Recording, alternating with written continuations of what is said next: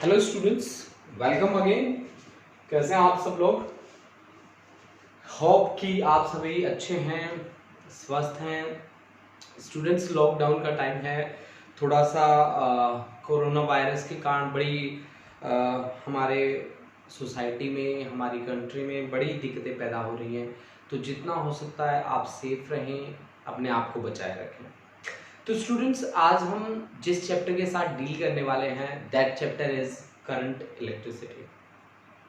और ये जो आर्टिकल मैं लेके चल रहा हूँ, ये आईआईटी में, पीएमटी में इसके न्यूमेरिकल्स बड़ा ही पजल करके रखते होते हैं। और जहां जहां से हम लोग पढ़ते हैं, वहां वहां भी हमें डाउट्स क्रिएट होते हैं कि किस तरह से ये लूप लॉ अप्लाई किया गया है, किस तरह से जंक्शन लॉ अप्लाई किया गया है।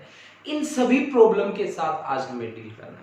और जैसा कि आपको पता है, हमारा काम है किसी भी कॉन्सेप्ट को इजी से इजी बनाना और उसके अकॉर्डिंग आपके सामने उसको रिप्रेजेंट कर देना, ताकि आप बहुत इजीली उसको समझ पाए। स्टूडेंट्स, मेरा जो टारगेट है, मेरा जितना भी टारगेट यहाँ पे रहता है, वो आपके लिए ऐसे आर्टिकल्स, ऐसे कॉन्सेप्ट रिप्रेजेंट करना रहता है जिससे आप उसको बिल्कुल इजीली समझ पाते हैं।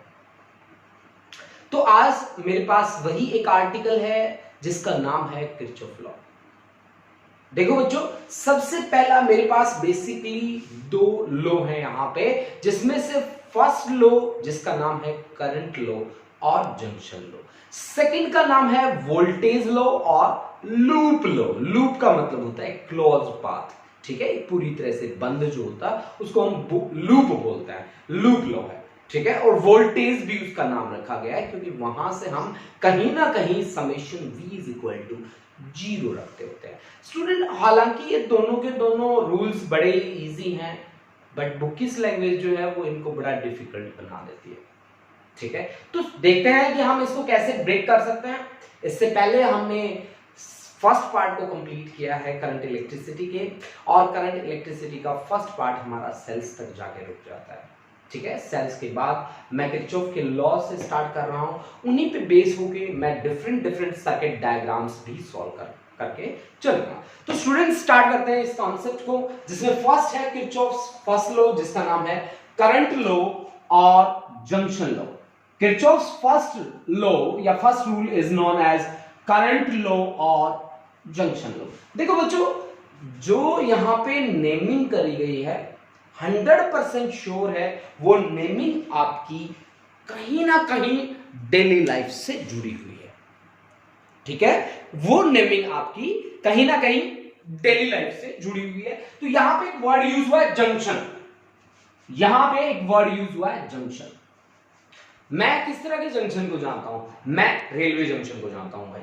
रेलवे जंक्शन पे क्या होता है कि डिफरेंट ट्रेन्स आ रही हैं और जा रही हैं, this is the meeting point. यहां पे भी एक मीटिंग पॉइंट है, दिस इज द जंक्शन, जहां पे डिफरेंट करंट, कोई एंट्री मार रहा है, कोई एग्जिट कर रहा है। तो ये क्या कहता है कि sum of all current meeting at a point, ठीक है, sum of all current meeting at a point is equal to sum of all current living at that point. यानी कि इसकी बात ये है, summation I is equal to 0, sum of all currents at a point is equal to 0। अब इसमें से कुछ करंट आ भी रहे हैं और कुछ करंट जा भी रहे हैं, तो जो आ रहा है उसको मैं प्लस लेके चल रहा हूं। I1 इनकमिंग है इस जंक्शन की तरफ, I2 आउटगोइंग है, आउटगोइंग को मैं माइनस ले रहा हूं, I3 फिर इनकमिंग है, I4 मेरे को फिर आउटगोइंग दिख रहा है, और प्लस आ जाएगा I5 इनकमिंग है, दैट इज इक्विवेलेंट टू 0। इसकी बात तो ये है, summation sum of all currents meeting at a point is equal to 0, ठीक है। तो इसका मतलब क्या हुआ, माइनस वाले इधर ले जाइए, तो I1 plus I3 plus I5 is equal to I2 plus I4। अब ध्यान से देखो बच्चों, ये सारे के सारे करंट I1 I3 I5 तो आ रहे हैं, और ये सारे के सारे करंट क्या कर रहे हैं, जा रहे हैं। ऐसी जो हम स्टेटमेंट्स यूज कर रहे हैं वो क्यों कर रहे हैं? This is according to law of conservation of charge. Students, मेरी बात आप ध्यान से सुनिए। आपने जब करंट के कॉन्सेप्ट को पढ़ा तो आपने ये कहा कि कोई भी कंडक्टर जो है वो चार्ज पैदा नहीं करता, charge always remains conserved, charge हमेशा कंजर्व रहता है जी। चार्ज क्या रहता है? हमेशा कंजर्व रहता है। हाँ, तो उसके कारण आपका करंट भी क्या रहेगा? कंजर्व रहेगा। Charge can never be created, never be destroyed, है ना। और चार्ज को हम किसी कंडक्टर में इकट्ठा भी नहीं कर सकते, ठीक है। हाँ, अगर चार्जेस का फ्लो हो तो वो करंट बनाता है, और करंट जब बनाता है तो उसका हम डिस्ट्रीब्यूशन कर सकते हैं स्टूडेंट्स। कैसे डिस्ट्रीब्यूशन कर सकते हैं? मान लीजिए ये मैंने 50 एम्पियर का करंट भेजा, ठीक है, 50 एम्पियर का करंट भेजा और वो उसका डिस्ट्रीब्यूशन हो गया 4 इक्वल पार्ट्स में, ठीक है। यानी कि 50/4, 50/4 और 50/4 और 50/4, यानी कि आपको जो लास्ट मिलेगा वो कितना मिलना चाहिए? 50 एम्पियर ही मिलेगा, 100% श्योर। यानी कि चार्ज को आप क्या कर सकते हो? डिस्ट्रीब्यूट कर सकते हो, ठीक है। चार्ज को आप डिस्ट्रीब्यूट, देखो स्टूडेंट, मैं चार्ज और करंट को इकट्ठा वर्ड यूज कर रहा हूं तो बहुत सारे बच्चे सोच रहे होंगे कि सर जी आप कभी चार्ज कह देते हो कभी करंट कह देते हो, क्योंकि यहां पे तो करंट कह रहे हो आप। तो मैं आपको बता दूं कि I इक्वल टू क्या होता है? I इक्वल टू होता है Q/T। If I am talking about time 1 second, then I equal to Q ना, I इक्वल टू Q ना। अगर मैं time t equal to 1 second लेके चल रहा हूं तो फिर मेरे पास क्या आएगा? I equal to Q। Students, ये बात याद रखना कि इस बात में मैंने जो कॉन्सेप्ट यूज किया है वो है कंजर्वेशन ऑफ चार्ज, और इस बात को मैंने बहुत ही बारीकी से ध्यान रखा है कि charge never accumulates inside a conductor, charge can never be created nor be destroyed. Charge को ना मैं क्रिएट कर सकता हूं ना मैं डिस्ट्रॉय कर सकता हूं। हर एक कंडक्टर के लिए चार्ज की वैल्यू क्या रहती है? कांस्टेंट रहती है, ठीक है। तो फिर करंट भी कांस्टेंट रहना चाहिए। यानी कि करंट, मैंने यहां पे एग्जांपल तो दिया, मैंने कहा 50 एम्पियर का करंट है जी, उसको 4 पार्ट्स में मैं डिवाइड कर सकता हूं, लेकिन मेरे पास लास्ट क्या आना चाहिए? 50 एम्पियर करंट मेरे पास आना चाहिए। अब देखो, अब मैंने जो रूल बनाया है, जो मेरा रूल है करंट लॉ और जंक्शन लॉ, जो मेरे को दो बातें बता के चला है कि sum of all current meeting at a point is equal to sum of all current leaving that point, यानी कि number of incoming current is equal to outgoing. जितना इनकमिंग है उतना आउटगोइंग है मेरे पास। इसका यूज कहां पे होगा भाई? ठीक है, इसका कहां यूज करेंगे? कहीं कोई न्यूमेरिकल बन जाएगा इससे। अगर न्यूमेरिकल बन जाएगा तो एक छोटा मोटा न्यूमेरिकल हमें बना के दिखा दो, ठीक है। मैंने कहा बना के दिखा देता अभी। ये मान लीजिए एक पॉइंट है, जंक्शन मान लो इसको, यहां एक करंट आ रहा है, दिस इज करंट I1 और दिस इज करंट I2 और दिस इज, इसकी वैल्यू मुझे निकालनी है x की वैल्यू निकालनी है। तो अब ये पॉइंट जो है मेरे को किस तरह का दिख रहा है? जंक्शन दिख रहा है मेरे को। तो ये क्या कहता है? ये कहता है कि sum of all currents entering at a point is equal to 0। तो कर लो भाई, जो अंदर आ रहा है उसे प्लस ले लो, जो बाहर जा रहा है माइनस ले लो उसे। तो I1 तो अंदर आ रहा है, बाहर जा रहा है, I2 भी बाहर जा रहा है, x भी बाहर जा रहा है, इज इक्वल टू 0। मेरे को किसकी वैल्यू चाहिए? x की वैल्यू चाहिए। तो x इज इक्वल टू मेरा क्या होगा? उधर जाएगा प्लस हो जाएगा, x is equal to I1 minus I2। This is the answer. ये एक छोटा सा न्यूमेरिकल था स्टूडेंट्स, जो हम किस पे बेस होके काम किया? मैंने करंट लॉ और जंक्शन लॉ पे बेस होके काम किया। तो करंट लॉ की स्टेटमेंट आपकी क्या बनी कि sum of all currents meeting at a point is equal to sum of all currents leaving that point. Sum of all currents meeting at a point is equal to sum of all currents leaving that point. इस बात को आप बहुत ही अच्छे तरीके से ध्यान रखें स्टूडेंट कि sum of all currents meeting at a point is equal to sum of all currents living that point. अब हम बढ़ते हैं किरचॉफ के सेकंड रूल पे, जिसका नाम है वोल्टेज और जंक्शन लॉ। हेलो स्टूडेंट्स, हम स्टार्ट करते हैं दोबारा से किरचॉफ का सेकंड लॉ। अब हमने इससे पहले पढ़ा है किरचॉफ का फर्स्ट लॉ, अब हम स्टार्ट करने वाले हैं किरचॉफ का सेकंड लॉ। सेकंड लॉ की हमने दो नाम दिए हैं, एक नाम है लूप लो और दूसरा नाम जो है वो है voltage low.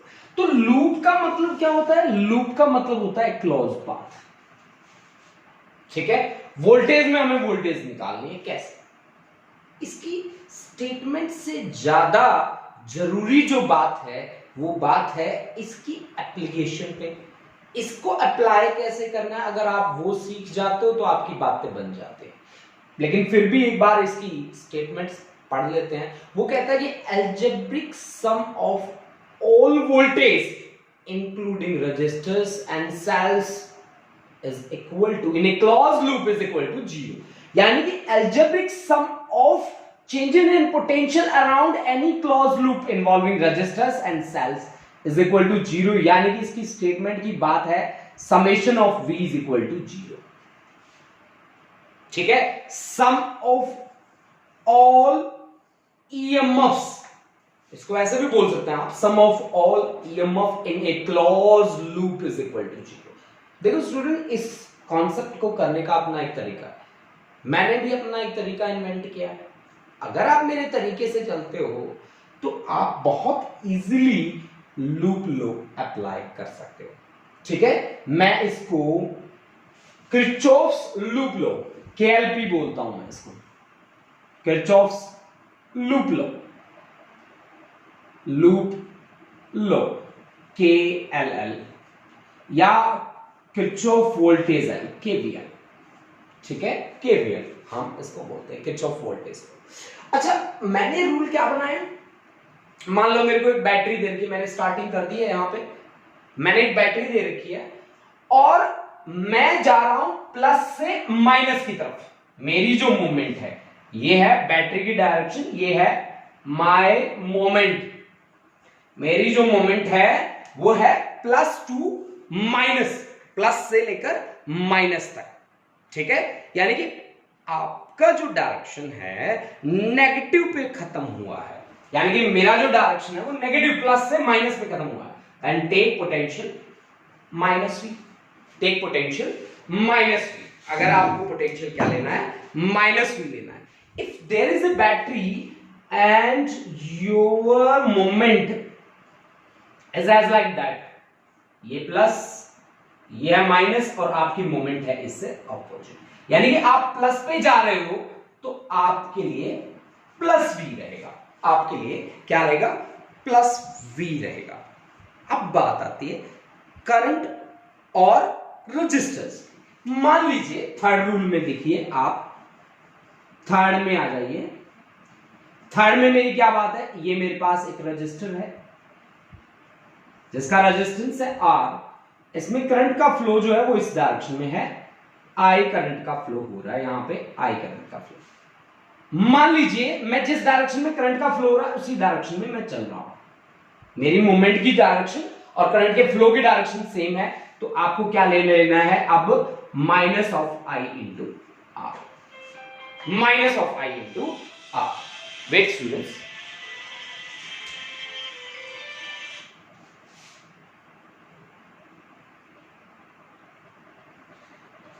sorry for disturbance students।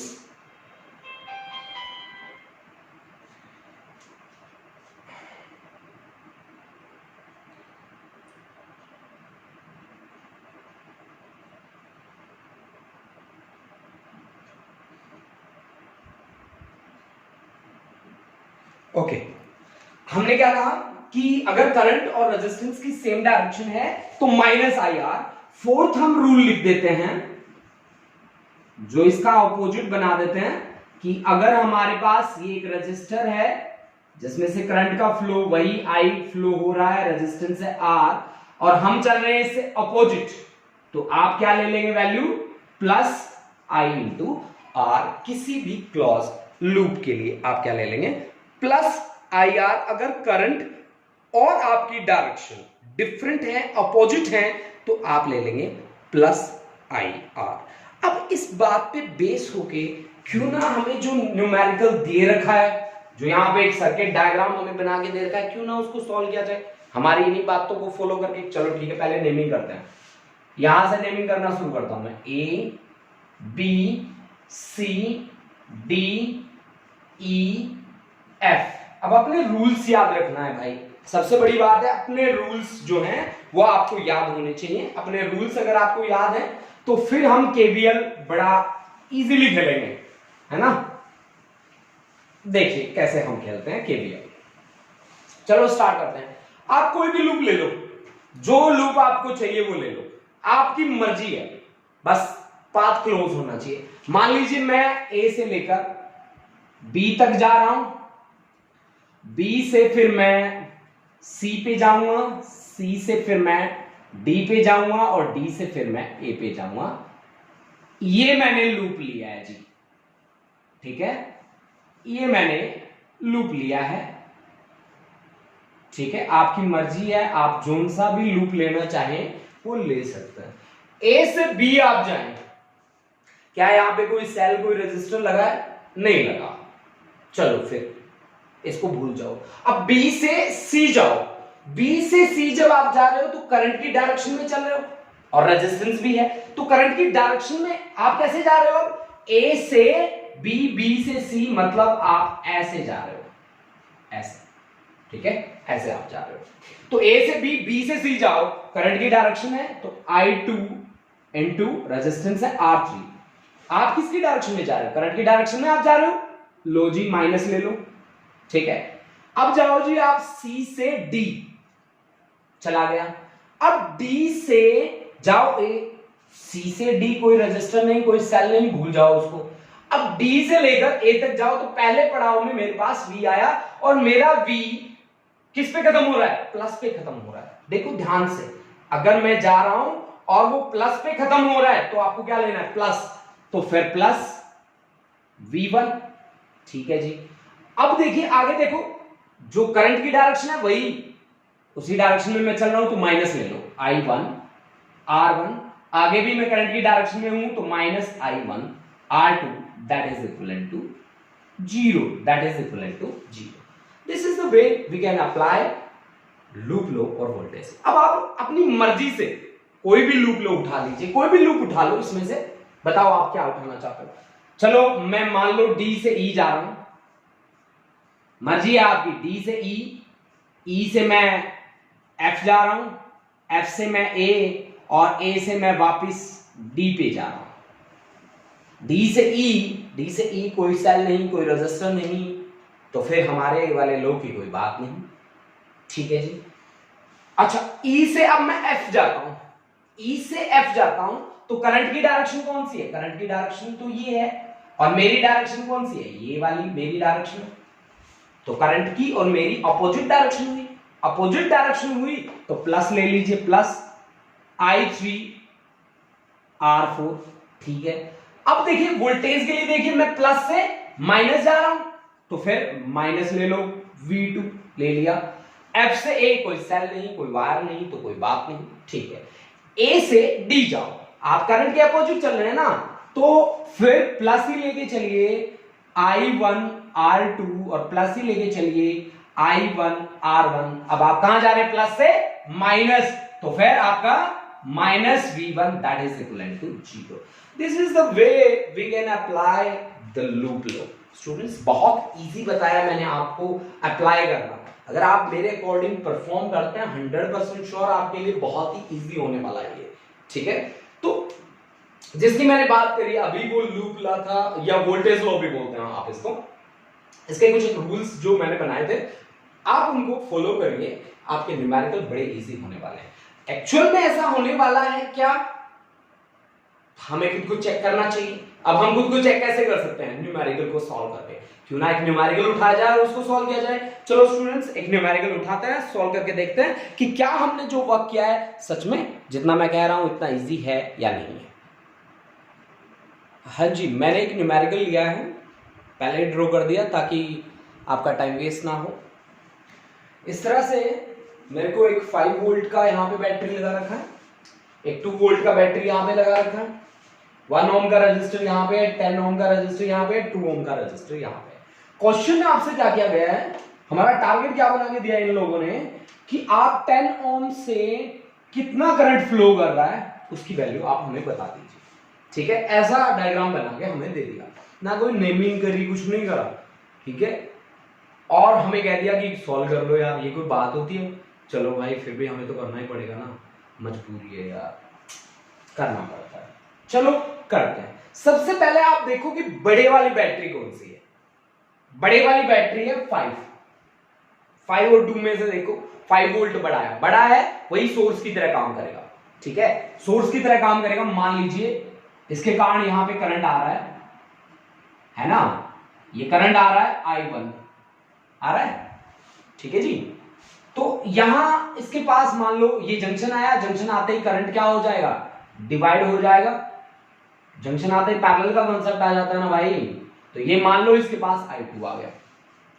अब मान लो इसके पास जो गया है वो कौन है, पहचानो कौन है, I3। अब पहचानने की जरूरत नहीं है, हमें लॉ के अकॉर्डिंग चलना है, ठीक है। तो ये एक जंक्शन बना है मेरा, ठीक है ना, ये एक जंक्शन बना है मेरा। तो जंक्शन पे sum of all currents meeting at a point is equal to 0। तो I1 अंदर आ रहा है, I2 बाहर जा रहा है, I3 भी बाहर जा रहा है, इज इक्वल टू 0। यानी कि कहने की बात क्या हुई कि I3 की वैल्यू क्या आ जाएगी, I1 माइनस I2 आ जाएगी। यानी कि मैं इसको क्या ले सकता हूं, I3 is equal to I1 minus I2 भी ले सकता हूं, ले भी लूंगा भाई I1 माइनस I2, ठीक है। अब हमने क्या कहा, यहां से घूम के कौन आ रहा है, I2 ही आ रहा है। तो I2 यहां पे भी चल के कौन आ रहा है, I2 आ रहा है जी। अब I2 इधर से आया, इधर से I1 माइनस I2 आया, रिजल्टेंट यहां पे कितना आ रहा है, यहां पे I1 ही आ रहा है जी, और वो यहां से फ्लो भी कर रहा है जी, ठीक है।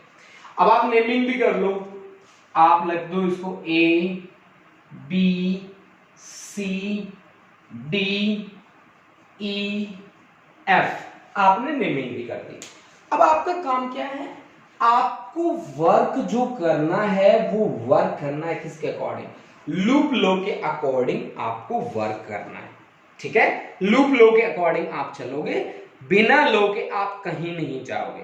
तो सबसे पहले मैं कंसीडर कर रहा हूं A से B, B से मैं जाऊंगा सीधा E, E से F, F से A, ठीक है। उसके बाद मैं B से C दूसरा लूप जो लेऊंगा वो B से C, C से D, D से E और E से B। तो सबसे पहला A से B, B से E, ठीक है जी। A से B मैं पहला लूप ले रहा हूं भाई, A से चलता जाऊंगा मैं B पे, B से मैं चलता जाऊंगा जी कहां पे, E पे, और E से मैं चलता जाऊंगा जी F पे, और F से मैं वापस आ जाऊंगा क्योंकि मेरे को लूप बनाना है। लूप बनाना है 100% श्योर है, ये बात दिल में बैठा लो कि लूप के बिना काम नहीं चलने वाला। A से B चले जाओ, चले जाओ, चले गए, ठीक है। और फिर B से लेकर E तक जाना है, B से लेकर E तक जाना है, B से E तक जाना है। मतलब मैं ना यहां पे ऐसे चक्कर काटूंगा, ऐसे लगूंगा मैं, ऐसे, ठीक है, ठीक है जी। मैं जिस डायरेक्शन में जा रहा हूं वही डायरेक्शन करंट की है ना, माइनस लगा दो बिना सोचे समझे, ठीक है। करंट की डायरेक्शन वही है जिस डायरेक्शन में मैं जा रहा हूं, हद की बात है यार, मल्टीप्लाइड बाय 10 है ना, ठीक है जी। अब E से F जाओ, कोई सेल कोई रजिस्टर नहीं है, कोई पंगा नहीं है। तो यहां पे कितना करंट जा रहा है, यहां पे करंट I1 जा रहा है, करंट की डायरेक्शन में चल रहा हूं, फिर से माइनस I1 इंटू 2। अब देखिए मैं प्लस पे जाके खत्म होता हूं ना, बैटरी के केस में प्लस पे जाके खत्म होता हूं, तो मैं +5 इज इक्वल टू 0। यानी कि यहां पे -I1 minus minus plus I2, ओ यार इसको 10 से भी मल्टीप्लाई कर दो भाई, 10I1 minus 10I1 plus 10I2 और -2I1 plus 5 is equal to 0, है ना जी। तो अब देख लो भाई आपके I1 कितने हो गए, -12I1 plus 10I2 is equal to -5। यानी कि -12I1 plus 10I2 is equal to -5 से दिस इज इक्वेशन नंबर क्या, 1। चेक करते रहना आप लोग मुझे, कहीं मैं भटक ना जाऊं, कहीं मेरा कॉन्सेप्ट गलत ना हो जाए, नहीं होने दूंगा मैं। चलते रहो आप मेरे साथ साथ, ठीक है। अब मैंने कौन सा लूप लेके चलना है भाई, मैंने जाना है बी से लेकर सी, और सी से लेकर जाना है मैंने डी, डी से लेकर जाना है ई, ई से लेकर मैंने जाना है बी, ठीक है जी। चलते चलो भाई, बी से सी, कोई सेल नहीं, कोई रजिस्टर नहीं, कोई ऐसी बात नहीं, छोड़ दीजिए। सी से जाइए डी, सी से डी जाते 2 वोल्ट वाली आ गई, माइनस से प्लस, प्लस पे खत्म हो रहा हूं तो 2 लिख दिया प्लस, करंट की डायरेक्शन में चल रहा हूं 1 ओम के थ्रू, मेरी भी वही डायरेक्शन है, माइनस लगा दो बिना सोचे समझे, minus I2 into 1, minus I2 into 1, हाँ जी। उसके बाद डी से ई करंट है डी से ई करंट है, कोई रजिस्टर है नहीं है, कोई सेल है नहीं है, छोड़ दो।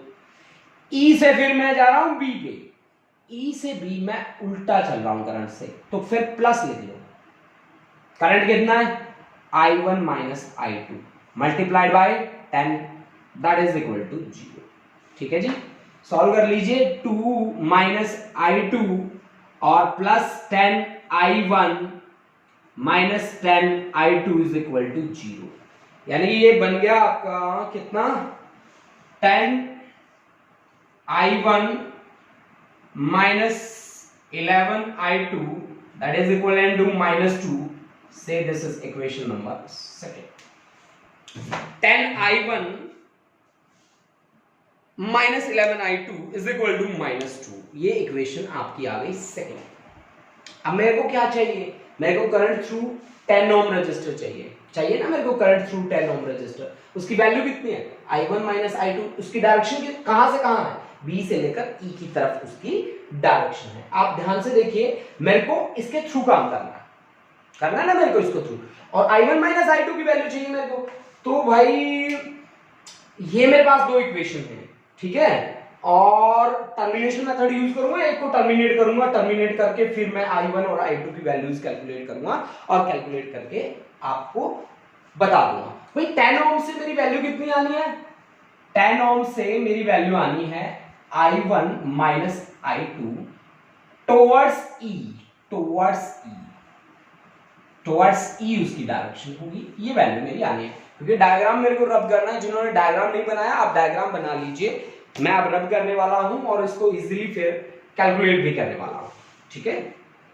मेरी दोनों इक्वेशंस रब ना हो जाए बस, बाकी कुछ नहीं चाहिए हमें, ठीक है। अच्छा, अब हमारे पास पूरा ग्राउंड है, हम खुल के लड़ाई करेंगे, है ना, ठीक है। आप देखिए यहां से मैं इसको करता हूं ऐसे कि 12 I1 minus 10 I2 that is equal to plus 5, minus ले लिया मैंने यहां पे, है ना, ये माइनस माइनस प्लस, ये माइनस इज इक्वल टू 5। अब यहां पे है 10 I1 minus 11 I2 that is equal to minus 2, ठीक है जी। अब मैं क्या करता हूं, इसको टर्मिनेट करना है, इस पूरी इक्वेशन को 10 से मल्टीप्लाई कर देता हूं, इस पूरी इक्वेशन को 12 से मल्टीप्लाई कर देता हूं। अगर मैं 10 से मल्टीप्लाई कर दूं तो 120 I1 minus 100 I2 is equal to 50। अच्छा, यहां पे आ गया 120 I1 minus 12 120 120 130 132 I2 is equal to minus 12 to the 24 minus plus plus, फिर ये आया मेरे पास कितना आया 32 I2 that is equal to 74, यानी कि I2 is equal to 74 divided by 32, 74 divide by 32, calculator चाहिए जी, ठीक है, फटाफट कर देता हूं ना, कैलकुलेटर यूज करना पड़ेगा भाई, सॉरी, है ना, कैलकुलेटर मिल जा, फोन में मिल ही नहीं रहा यार कैलकुलेटर,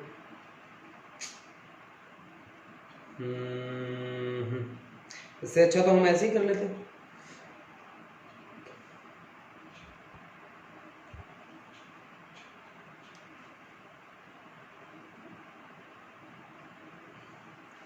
ये I2 की वैल्यू हमारे पास आ गई 2.31 एम्पियर, है ना।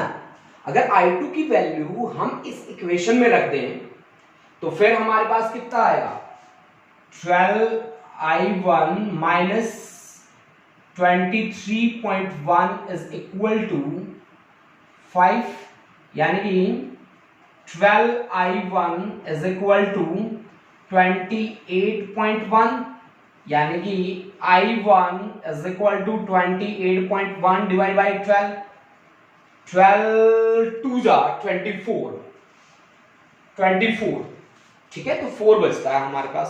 तो 2 पॉइंट हमारे पास कितनी वैल्यू आनी चाहिए इसके भी 2.34 आ जाएगा हमारे पास एम्पियर, 2.34 एम्पियर। अब आपके पास I1 भी है स्टूडेंट्स, I2 भी है। आपको क्या चाहिए था, आपको चाहिए था I1 माइनस I2, क्योंकि 10 ओम से निकालना है ना आपको।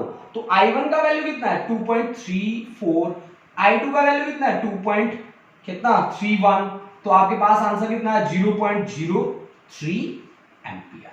दिस इज आंसर, ये आपका आंसर है जो आपने इसकी डायरेक्शन टुवर्ड्स की है।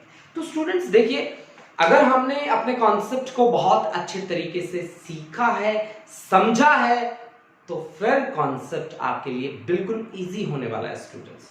अगर आप लास्ट तक मेरे साथ रहे हैं स्टूडेंट्स, 100% श्योर है ये कॉन्सेप्ट आपका टिप्स पे होगा। इसी के साथ स्टूडेंट्स आप हंसते रहिए, खुश रहिए, स्वस्थ रहिए, सेफ रहिए। Thank you students, thank you very much.